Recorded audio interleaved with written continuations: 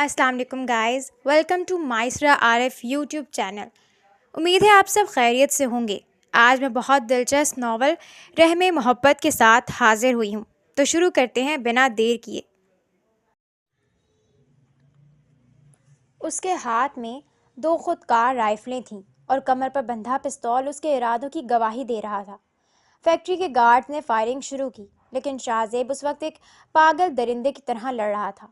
वो गोलियों की बौछार में भी उस तरह आगे बढ़ रहा था जैसे उसे मौत का कोई खौफ ना हो। उसका हर निशाना ऐन निशाने पर लग रहा था। जारून, बाहर निकल बुज़दिल।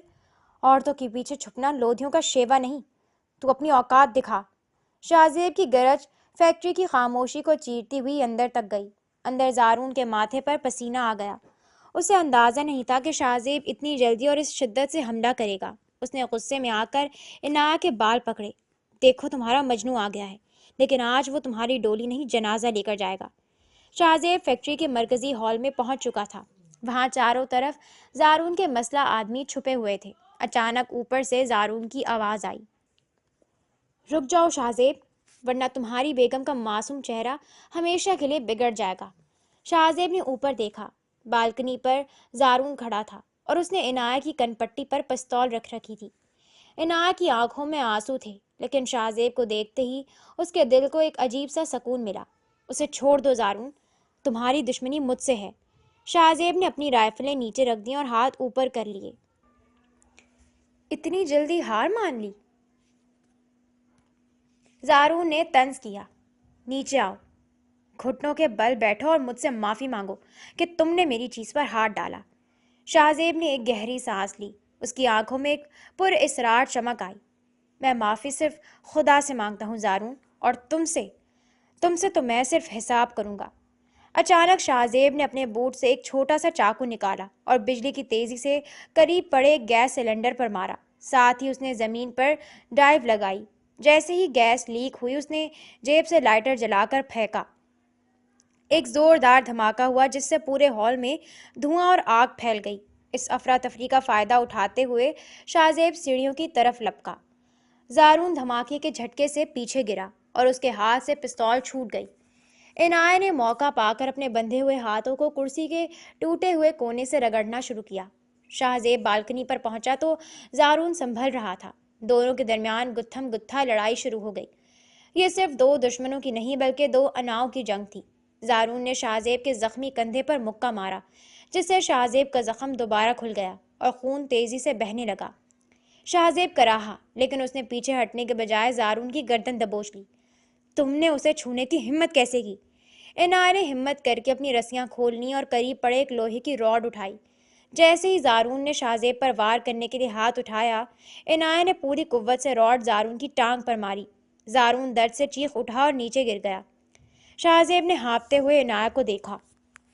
उसके बाल बिखरे हुए थे, चेहरे पर मिट्टी थी, लेकिन उसकी आंखों में अपने शौहर के लिए जो तड़प थी, उसने शाहजेब का सारा गुस्सा पिघला दिया। तुम ठीक हो? उसने इनाया को बाजू में भर लिया। मैं ठीक हूँ, बस आपका खून बह रहा है। इनाया ने उसके सीने पर सर रख दिया, लेकिन ये सुकून आर्जी था। जारून ने जमीन पर पड़ी पिस्तौल उठा ली और शाहजेब की पुश्त पर निशाना लिया।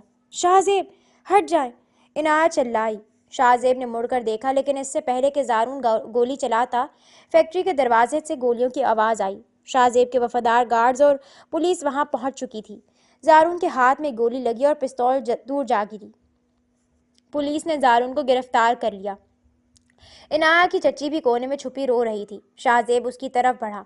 उसकी आंखें अब भी सुर्ख थीं। शाहजेब बेटा, मुझे माफ़ कर दो, मैं मजबूर थी। चच्ची ने उसके पैर पकड़ लिए। शाहजेब ने नफरत से अपना पैर पीछे किया और इनाया की तरफ देखा। इनाया, ये तुम्हारी मुजरिम है, फैसला तुम करोगी। इसे पुलिस के हवाले करूं या इसी आग में छोड़ दूं? इनाया ने अपनी चच्ची को देखा, जिसने उसे कोठे पर बेचने में कोई आर महसूस नहीं की थी। उसने एक लंबा सांस लिया। पुलिस के हवाले कर दें शाहजेब, इसे कानून की सज़ा मिलनी चाहिए, और मेरी तरफ से इसे मेरी ज़िंदगी से हमेशा के लिए बेदखल कर दे। जब वो लोधी मैंशन वापस पहुंचे तो रात का आखिरी पहर था। दादी अम्मा दरवाजे पर ही उनका इंतजार कर रही थी। शाहजेब को जख्मी हालत में देखकर वो तड़प उठी, लेकिन शाहजेब ने उन्हें तसल्ली दी। कमरे में खामोशी थी। इनाया शाहजेब के जख्मों पर पट्टी कर रही थी। इस बार कोई शरारत नहीं थी, कोई मिर्चों वाला मजाक नहीं था। صرف ایک گہری خاموشی تھی اور احساس تھا۔ شاہزیب، عنایہ نے دبی آواز میں کہا، آپ نے کہا تھا کہ لودھی کا جنون حفاظت کی ڈھال بن سکتا ہے، آج میں نے دیکھ لیا۔ شاہزیب نے اس کی تھوڑی سی پکڑ کر چہرہ اوپر کیا، اور تم نے بھی ثابت کر دیا کہ لودھی کی بیگم بننا تمہارے بس کی بات ہے۔ تم نے آج میری جان بچائی ہے۔ عنایہ کی آنکھوں میں چمک آ گئی کہ اب بھی آپ مجھے اپنی ملکیت سمجھتے ہیں۔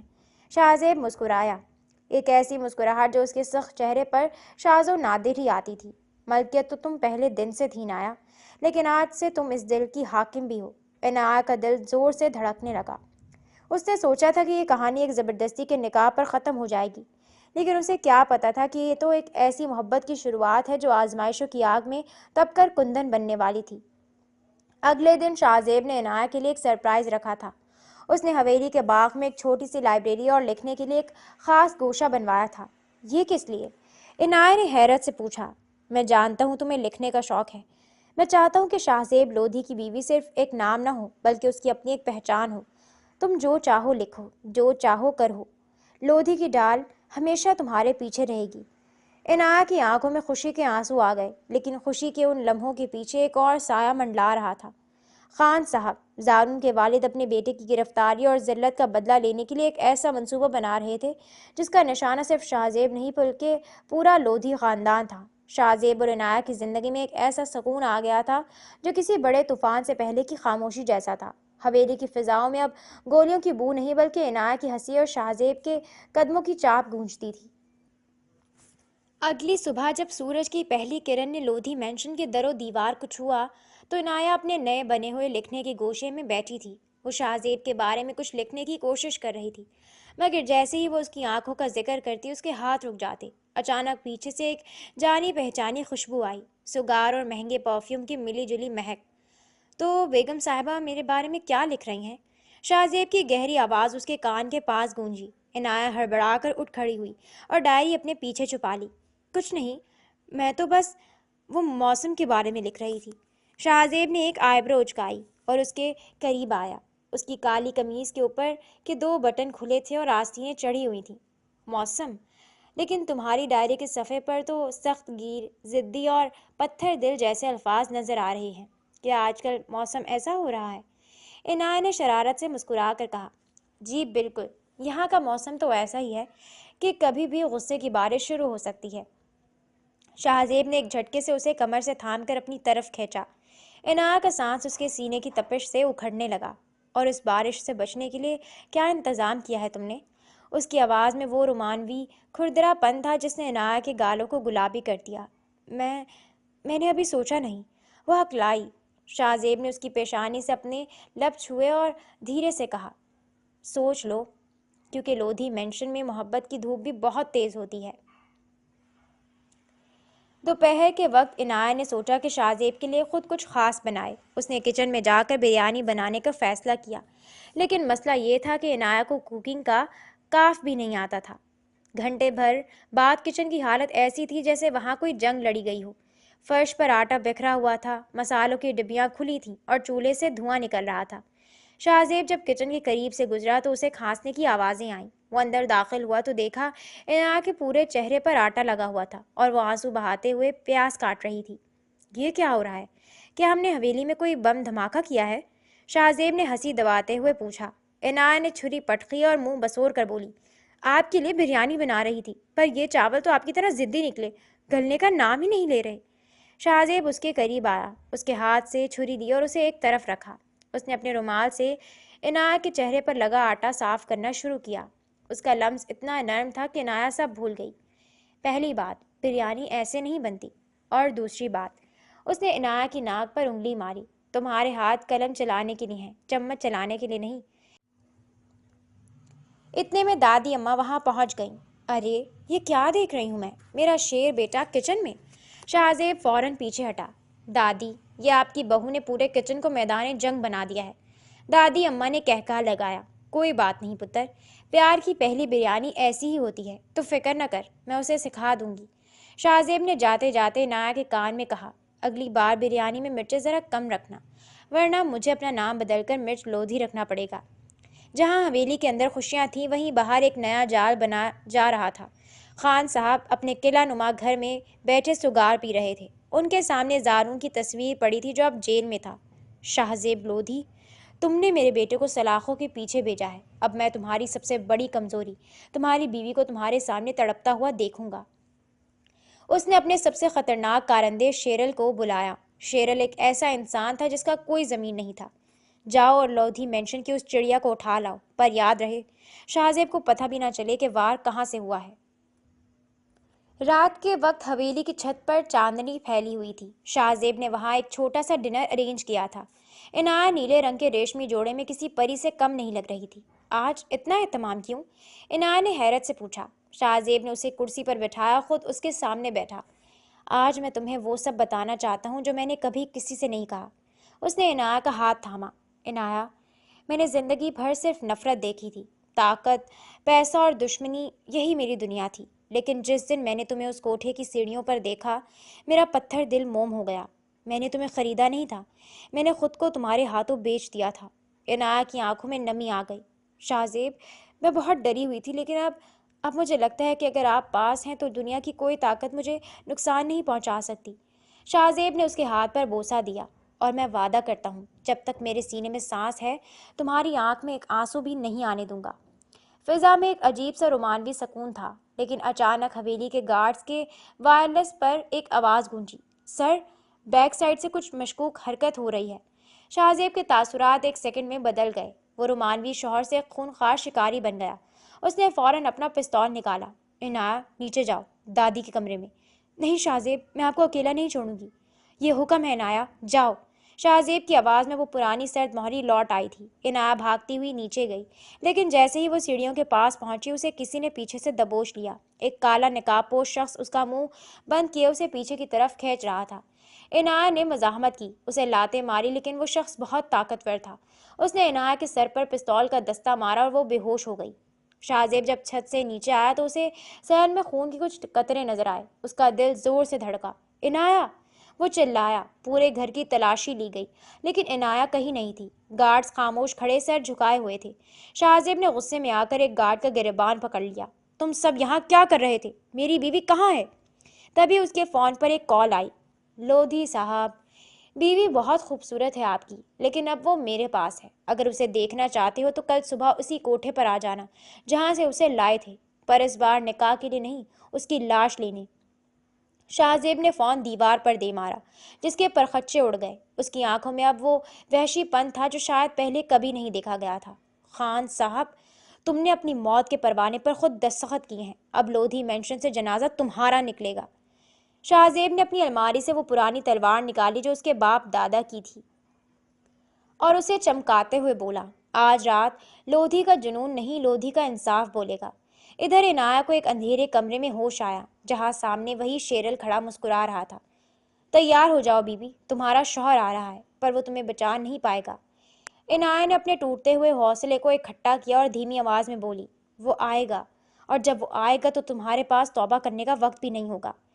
وہ شاہ زیب جو کبھی جذبات کو اپنی کمزوری سمجھتا تھا، آج اسی کمزوری کے ہاتھوں بکھر رہا تھا۔ اس نے کالی قمیض کے اوپر چمڑے کی جیکٹ پہنی، اپنی رائفل لوڈ کی اور خاموشی سے گاڑی کی طرف بڑھا۔ دادی اماں نے اسے روکنے کی کوشش کی۔ شاہ زیب پتر، ہوش سے کام لے، وہ تجھے جال میں پھنسا رہے ہیں۔ شاہ زیب نے مڑ کر دادی کے ہاتھ چومے۔ دادی، جہاں عنایا ہو وہاں ہوش کا کیا کام؟ وہ میری روح ہے، اور لودھی اپنی روح کے بغیر زندہ نہیں رہ سکتا۔ دعا کیجیے گا کہ آج آپ کا پوتا اپنی عزت اور اپنی زندگی دونوں سلامت لے کر آئے۔ اسی پرانے کوٹھے کے ایک بدبودار کمرے میں جہاں کبھی عنایا کی چچی نے اسے بیچا تھا، آج وہ دوبارہ قید تھی۔ اس کے ہاتھ پاؤں زنجیروں سے بندھے تھے، لیکن اس کی آنکھوں میں اب خوف نہیں بلکہ ایک مان تھا۔ شیرل کمرے میں داخل ہوا۔ اس کے ہاتھ میں ایک کوڑا تھا۔ تمہارا شوہر ابھی تک نہیں آیا، شاید اسے اپنی زندگی سے تم سے زیادہ عزیز ہے۔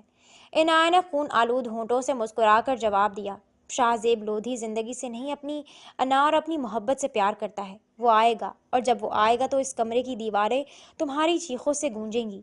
شیرل نے غصے میں کوڑا لہرایا ہی تھا کہ باہر ایک زوردار دھماکہ ہوا۔ عمارت کی بنیادیں ہلا کر رہ گئیں۔ شاہ زیب نے اپنی جیب کو براہ راست کوٹھے کے مرکزی دروازے میں دے مارا تھا۔ شاہ زیب گاڑی سے اترا تو وہ ایک انسان نہیں بلکہ موت کا فرشتہ لگ رہا تھا۔ خان صاحب کے درجنوں مسلح آدمی اس پر پل پڑے، لیکن شاہزیب کی انگلیاں رائفل کے ٹریگر پر ایسے جمی تھی کہ ہر گولی ایک دشمن کا سینہ چیر رہی تھی۔ عنایا! اس کی آواز عمارت کے کونے کونے میں گونجی۔ وہ لڑتا ہوا زخموں سے چور جو سیڑھیاں چڑھ کر اس کے کمرے تک پہنچا جہاں عنایا قید تھی۔ جیسے ہی اس نے دروازہ لات مار کر کھولا، سامنے شیرل کھڑا تھا جس نے عنایا کی گردن پر چاقو رکھا ہوا تھا۔ رک جاؤ لودھی، ایک قدم اور آگے بڑھے تو اس کا گلا کاٹ دوں گا، شیرل چلایا۔ شاہزیب کی سانسیں پھولی ہوئی تھی، اس کے ماتھے سے خون بہہ کر آنکھوں میں آ رہا تھا، لیکن اس کی نظریں صرف عنایا پر تھیں۔ عنایا نے اسے دیکھا، اس کے زخموں کو دیکھ کر اس کا دل پھٹ گیا، لیکن اس نے سر ہلا کر شاہزیب کو اشارہ کیا کہ وہ فکر نہ کرے۔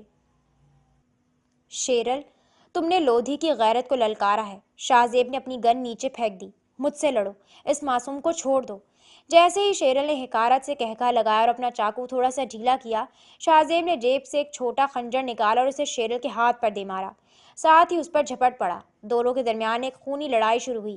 شاہزیب نے اسے فرش پر گرا کر اتنے مکے مارے کہ شیرل بے ہوش ہو گیا۔ شاہزیب نے جلدی سے عنایا کی زنجیریں توڑیں۔ جیسے ہی وہ آزاد ہوئی، وہ شاہزیب کے سینے سے لگ کر پھوٹ پھوٹ کر رو پڑی۔ میں نے سوچا آپ نہیں آئیں گے، میں نے سوچا میں آپ کو دوبارہ کبھی نہیں دیکھ پاؤں گی۔ اس کی سسکیاں شاہزیب کے دل کو چھلنی کر رہی تھی۔ شاہزیب نے اسے اپنے حصار میں لے لیا اور اس کے سر کو چوما اور اپنے ماتھے سے لگایا۔ تم کیسے سوچ سکتی ہو عنایا؟ تم تو میری دھڑکن ہو، اور کوئی اپنی دھڑکن کو کسی اور کے پاس کیسے چھوڑ سکتا ہے؟ وہ اسے اٹھا کر باہر لانے لگا کہ اچانک پیچھے سے خان صاحب کی آواز آئی۔ وہ ایک پستول تانے کھڑا تھا۔ تم دونوں میں سے کوئی بھی زندہ نہیں جائے گا۔ خان صاحب نے گولی چلائی، لیکن شاہزیب نے پھرتی سے عنایا کو پیچھے دھکیلا اور گولی شاہزیب کے بازو کو چیرتی ہوئی گزر گئی۔ اسی لمحے پولیس کی نفری وہاں پہنچ گئی اور خان صاحب کو چاروں طرف سے گھیر لیا گیا۔ خان صاحب کا غرور خاک میں مل گیا اور انہیں ہتکڑیاں لگا دی گئیں۔ حویلی واپسی کا سفر خاموش تھا، لیکن اس خاموشی میں ہزاروں باتیں تھیں۔ عنایا نے شاہزیب کا ہاتھ مضبوطی سے تھام رکھا تھا، جیسے وہ دوبارہ اسے کھونا نہیں چاہتی تھی۔ حویلی پہنچتے ہی ڈاکٹر نے شاہزیب کے زخموں کی پٹی کی۔ جب سب چلے گئے اور کمرے میں صرف وہ دونوں رہ گئے تو عنایا اس کے پاس بیڈ پر بیٹھ گئی۔ اس کی آنکھیں اب بھی نم تھیں۔ شاہزیب، آپ نے میرے لیے اپنی جان خطرے میں ڈالی، کیوں؟ شاہزیب نے اپنا دوسرا ہاتھ عنایا کے گال پر رکھا۔ عنایا، جب میں نے تمہیں پہلی بار دیکھا تھا وہ صرف ایک ضرورت تھی، جب نکاح کیا تو وہ ایک ضد تھی، لیکن جب تم اس حویلی سے بھاگی اور میں نے تمہیں گلیوں میں تلاش کیا، تب مجھے احساس ہوا کہ تم میری ضد نہیں، میری زندگی بن چکی ہو۔ عنایا نے اپنا سر اس کے کندھے پر رکھ دیا۔ میں نے آپ کو بہت دکھ دیے، آپ کے جوس میں مرچیں ڈالی، آپ کے کپڑوں کے بٹن توڑے۔ شاہزیب ہنسا، ایک ہلکی سی دلکش ہنسی۔ وہ مرچیں تو اب مجھے میٹھی لگتی ہیں کیونکہ ان میں تمہاری شرارت تھی، تمہارا حق تھا۔ عنایا نے ہمت جمع کی اور اس کی آنکھوں میں جھانک کر کہا، شاہزیب لودھی، میں آپ سے محبت کرتی ہوں، صرف اس لیے نہیں کہ آپ نے مجھے بچایا، بلکہ اس لیے کہ آپ نے مجھے ایک ایسی عزت دی جس کا میں نے کبھی خواب بھی نہیں دیکھا تھا۔ شاہزیب کا دل جیسے رک گیا۔ اس نے عنایا کو اپنی باہوں میں سمیٹ لیا۔ آج شاہزیب لودھی مکمل ہو گیا۔ آج اس حویلی کو اس کی اصل مالکن مل گئی ہے۔ شاہزیب اور عنایا کے درمیان اب لفظوں کی ضرورت باقی نہیں رہی تھی۔ ان کی آنکھیں ایک دوسرے کے تمام دکھ اور سکھ بانٹ لیتی تھیں۔ شاہزیب نے عنایا کا ہاتھ تھام کر اسے حویلی کی بالکنی کی طرف لے گیا، جہاں سے پورا شہر روشنیوں میں نہایا ہوا نظر آ رہا تھا۔ ہوا میں ٹھنڈک تھی، لیکن عنایا کو شاہزیب کی موجودگی میں ایک عجیب سی تپش اور تحفظ کا احساس ہو رہا تھا۔ عنایا، شاہزیب نے بہت نرمی سے پکارا، تمہیں یاد ہے اس دن تم نے کہا تھا کہ مجھ سے ٹکرائی؟ سامنے خود کو خون آشام نظروں سے گھورتے شاہزیب لودھی کو دیکھ کر وہ لرزتی کانپتی رہ گئی۔ عنایا ہلکا سا مسکرائی اور اس کے بازو میں اپنی باہیں ڈال دیں۔ ہاں یاد ہے، کیونکہ اس وقت آپ ایک جلاد اور قہر لگ رہے تھے، مجھے لگا تھا میری زندگی وہیں ختم ہو گئی ہے۔ شاہزیب نے اسے اپنی طرف موڑا اور اس کے ماتھے پر بکھری زلفوں کو پیچھے ہٹایا۔ کاش میں تمہیں بتا سکتا کہ اس وقت میرے دل میں کیا گزر رہی تھی۔ میں تمہیں ڈرا رہا تھا تاکہ تم میری حفاظت کی چھتری تلے آ جاؤ، لیکن میں خود تمہاری معصومیت سے ڈر گیا تھا۔ مجھے ڈر تھا کہ کہیں میرا یہ سخت لہجہ تمہیں مجھ سے ہمیشہ کے لیے دور نہ کر دے۔ عنایا نے اپنا سر اس کے سینے پر ٹکایا، جہاں دل کی دھڑکن اب ایک ترتیب میں تھی۔ اب کوئی ڈر نہیں ہے شاہزیب، آپ جانتے ہیں محبت کا سب سے خوبصورت روپ وہ ہوتا ہے جہاں آپ کو اپنی مرضی سے ہارنا اچھا لگے۔ میں نے آپ کی ضد سے ہار کر اپنی زندگی کی سب سے بڑی جیت حاصل کی ہے۔ شاہزیب نے اس کے ہاتھوں کو اپنے ہاتھوں میں لے کر چوما۔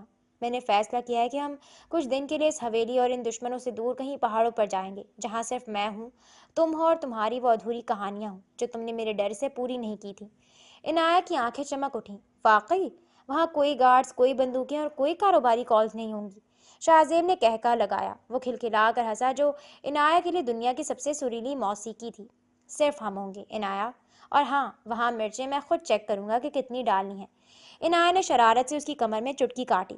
وہ تو میں پھر بھی اپنے حساب سے ہی ڈالوں گی، لودھی صاحب کو ذائقوں کی عادت ہونی چاہیے نا۔ رات گہری ہو رہی تھی، چاند اپنی پوری آب و تاب کے ساتھ ان دونوں پر اپنی چاندنی لٹا رہا تھا۔ حویلی کے پرانے در و دیوار گواہ تھے کہ کس طرح ایک زبردستی کا رشتہ روح کے لازوال تعلق میں بدل گیا تھا۔ شاہ زیب لودھی جو کبھی دوسروں کی زندگیوں کا فیصلہ کرتا تھا، آج اپنی زندگی کی باغ ڈور خوشی خوشی عنایت کے نازک ہاتھوں میں تھما چکا تھا۔ تم میری زندگی کا وہ معجزہ ہو عنایت، جس کا میں کبھی حقدار نہیں تھا۔ شاہ زیب نے سرگوشی کی۔ اور آپ میری وہ دعا ہیں جو بن مانگے قبول ہوئی، عنایت نے جواب دیا۔ دونوں نے ایک دوسرے کی آنکھوں میں دیکھا جہاں اب صرف پیار، احترام اور ایک ایسا احساس تھا جو وقت کی ہر لہر سے بالا تر تھا۔ زندگی کی کتاب کا یہ باب ختم ہو رہا تھا، لیکن ان کی محبت کی داستان اب رہتی دنیا تک لودھی مینشن کی ہواؤں میں گونجتی رہنی تھی۔ کچھ ماہ بعد لودھی مینشن کا باغ پھولوں سے مہک رہا تھا۔ عنایت اب حویلی کی محض ایک بہو نہیں تھی، بلکہ وہ شہر کی ایک جانی پہچانی رائٹر بن چکی تھی۔ اس کی پہلی کتاب قید سے محبت تک بیسٹ سیلر بن گئی تھی۔ دادی اماں برآمدے میں بیٹھی تسبیح پڑھ رہی تھی اور مسکرا کر اس جوڑے کو دیکھ رہی تھی جو باغ میں چہل قدمی کر رہا تھا۔ شاہ زیب نے عنایت کے لیے ایک خوبصورت جھولا لگوایا تھا۔ وہ دونوں وہاں بیٹھے تھے۔ شاہ زیب کے ہاتھ میں سگار نہیں تھا، بلکہ عنایت کی لکھی ہوئی کتاب تھی۔ تو بیگم، اس کتاب کا آخری باب کیا ہے؟ شاہ زیب نے چھیڑتے ہوئے پوچھا۔ عنایت نے شاہ زیب کے شانے پر سر رکھا اور آسمان کی طرف دیکھا جہاں پرندے آزاد اڑ رہے تھے۔ آخری باب یہ ہے کہ محبت انسان کو قید نہیں کرتی، بلکہ اسے وہ پر عطا کرتی ہے جن سے وہ پوری دنیا فتح کر سکتا ہے۔ شاہ زیب لودھی کی قید دراصل میری سب سے بڑی آزادی تھی۔ شاہ زیب نے اسے اپنے قریب کیا اور دھیرے سے کہا، اور یہ آزادی اب تا قیامت تمہاری رہے گی۔ سورج ڈھل رہا تھا، لیکن ان کی زندگی میں ایک نئی اور روشن صبح کا آغاز ہو چکا تھا۔ وہ مٹی جو کبھی عنایت کی آنکھوں میں تھی، اب اس کی مانگ کا سندور بن کر چمک رہی تھی۔ لودھی مینشن اب ایک قلعہ نہیں، ایک ایسا گھر تھا جہاں صرف محبت کی حکومت تھی۔